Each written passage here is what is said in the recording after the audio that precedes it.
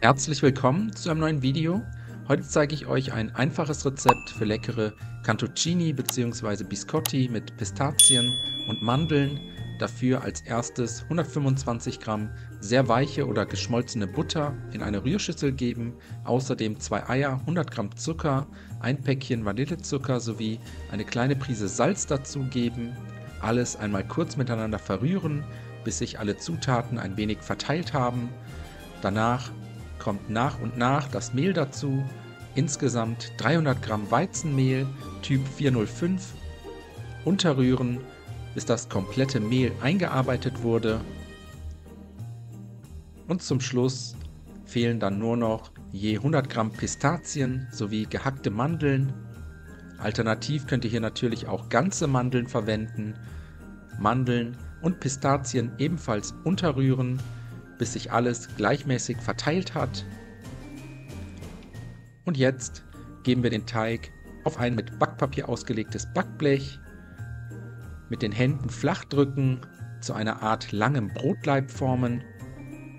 Ich forme hier ein eher größeres Brot, ihr könnt aber auch beispielsweise 2 kleinere formen, das würde auch gehen.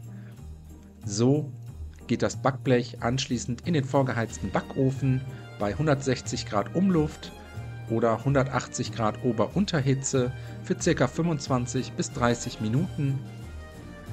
Das Backblech nach der Backzeit aus dem Ofen holen, kurz auf dem Backblech abkühlen lassen und dann können wir den Teig portionieren.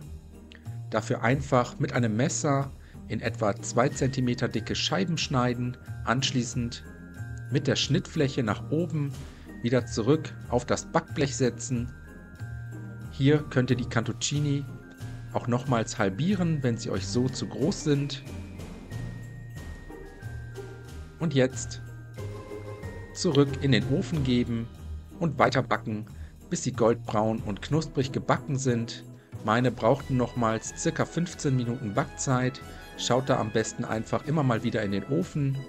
Danach könnt ihr das Backblech aus dem Ofen holen, die fertigen Cantuccini jetzt kurz abkühlen lassen und dann sind wir fertig.